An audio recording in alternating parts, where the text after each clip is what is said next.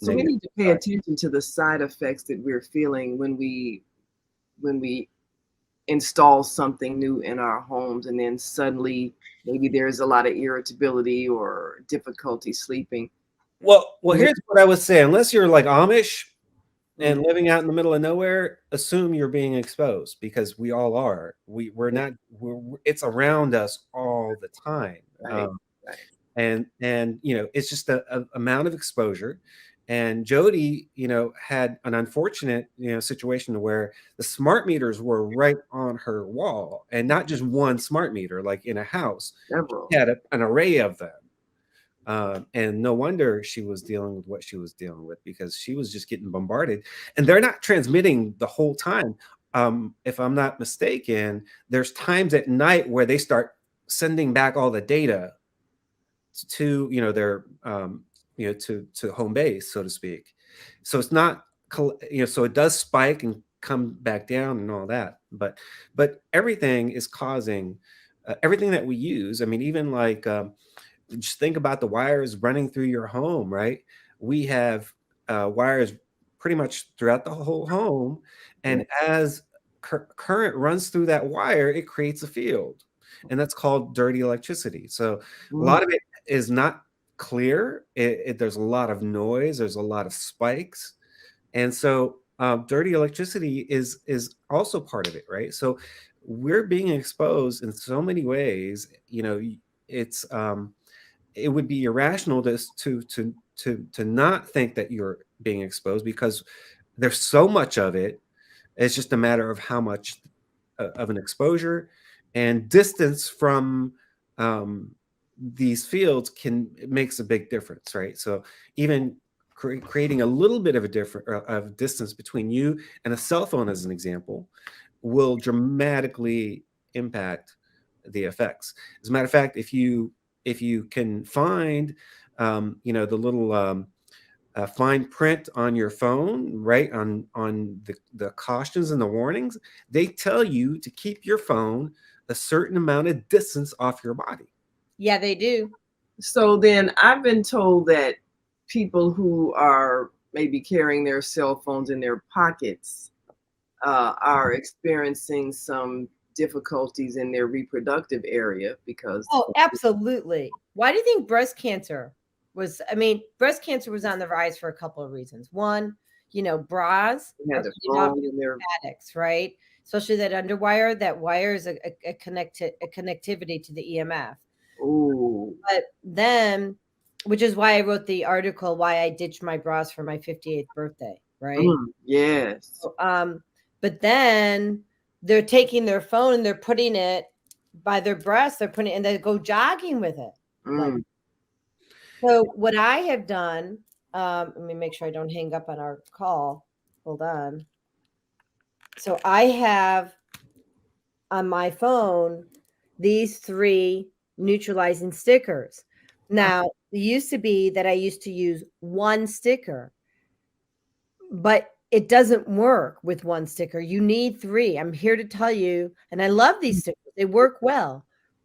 But the stickers, in my opinion, are really, and this is just my opinion, are for the older technology and with the 5G. So what I do, in addition, is I put it in this triangle shape, which is kind of replicates the torus, right? So it's going to whisk the energy away from the phone. And then if I do have to have the phone against my body, which I prefer not to do, but if I'm walking and I'm not carrying a purse, I have this on there, the case, but then I take the phone, and when I have it against my body, this side is against my body, the side with the stickers. So the sticker is between me and the rest of the technology. So this goes against my body. Yeah. And going back to your to what you mentioned, Naimah, and we clearly are seeing infertility issues. Sperm counts are down dramatically from where they used to be. Wow. That's not disputed. We're seeing these trends, and they're becoming more of a problem. And so, yeah, it does affect all that.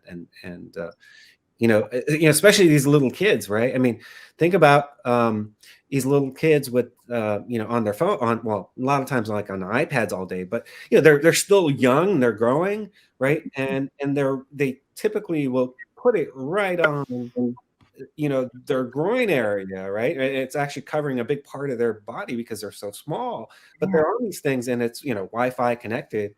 Not a good scenario, and one wonders, how is this going to affect future generations? I mean, if it's affecting adults, with sperm counts and stuff like that, well, how much of an effect is that having on little kids? And the real question is, when did it start on for those adults? Did it start as kids? Because we've had the technology now since what? The last 10 years. Yeah, but even for like older people, maybe that weren't, didn't grow up with so much tech, we we're out playing outside versus, on an iPad all day. And so, we're talking about where are the resource also, we're talking about actually, what are the impacts, but I also want to just kind of circle back for a minute. Where is the EMF coming from? So let's think about this. Your microwave, your refrigerator, hair dryer is a big deal, baby monitors, washer dryer. I had a list up here earlier. Hold on a second.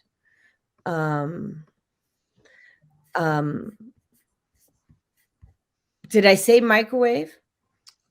Yes. Okay, so let me just say this about the microwave. Don't use it. There are a lot of people, they don't even cook anymore. Everything is microwave. So what happens over a period of time if you're like every day using the microwave? Can you notice any physical effects? Well, so here's the thing. The nutrients are not, you're zapping the nutrients out of what was maybe food. I'm not sure what they're putting in the microwave. And then because you have so much radiation, now whatever was the nutrients there are not being absorbed by the body. Yeah, you're changing the structure of the food when you microwave. Wow. Yeah, I mean, think about it. What you're doing is you're exciting the electrons so much so that it heats up. So it becomes like ionizing radiation, so to speak, versus like a non-ionizing. So it heats up because of it vibrates so much that it creates heat, right? So if you think about how atoms are connected, right, and how molecules come together, is through a certain structure with certain electrons and molecules that are connected in a certain way. Well, you start rearranging those and you have something that's totally different now. So that's different. Like if you put food on a pot and turn on fire and heat it up on the fire, as opposed to put it in the microwave and it's being heated. Well, with the microwave, you're doing it from the inside out, so to speak, right? You're affecting, it's passing right through the food, and it's exciting the molecules at that level, right? Wow. So yeah, I mean, and look, I mean, I haven't used the microwave in a long time, but I remember when I did in the past. I mean, the food tasted like crap, like it did not. I was like, what the hell is this? I mean, did it? It's like, man, this is not really that great. It was just convenient, because you could heat something up in a really short period of time. Right, and you want to shift your mindset around cooking because that's shifting your mindset around health. So if someone goes, oh, the microwave, just buy a coffee pot and, brew your coffee, right? And just brew enough coffee for the day, and you can set it in advance, because a lot of people say, oh, I use my microwave for the coffee. Don't use the microwave. And then, you can set a timer on your phone, okay, to go back and check on the eggs that you're boiling or whatever it is, or find a way to multitask, which, I mean, sometimes we have to do that in the kitchen, so you can be, having that go on and maybe have a conversation or listen to a great podcast by the name of Self-Care, things like that. Find a way, find a workaround for yourself so that you can support yourself. It takes a couple minutes, but the truth of the matter is sometimes it takes just as long in the microwave as it does on the stove. And I also want to warn people about making the flame too high, or those electric stoves. People, if you're putting the flame really high, it's becomes your food is now a carcinogen. Oh my. Yeah, depending on what you're heating up too. Like certain oils, right? You affect the oil will degrade, and you know, there's a certain temp that it could tolerate, you know, but depending on the oils that you're using, some oils are gonna tolerate higher heat. At some point, they do kind of start to come apart, and now you're not eating the same thing. Maybe I'll just start eating raw. I don't know. It sounds No, nothing wrong with that. I mean, raw is good, but I mean, you can heat food, but like, you know, people tend to overheat. yeah. And you know, there's a threshold that you can work with. Mm. All right, so I'm looking for. I want to talk about solutions, okay? Because we're halfway through the show, and I want to let people know the first thing that I could get into my house is what I'm wearing. Okay, it's a Faraday cape, and I also bought the Faraday baseball cap, which I can't find right now, but don't need. I mean, I do wear it out. Actually, I think it's in my car, so I wear it out around.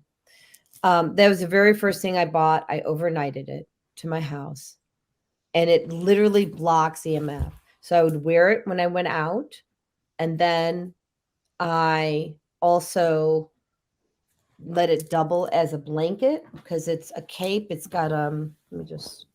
So what's the lining made out of, or whatever it is that You know, I honestly forget, because all I know is that it. You know, I'm still learning. Okay, and I could look it up, and I will.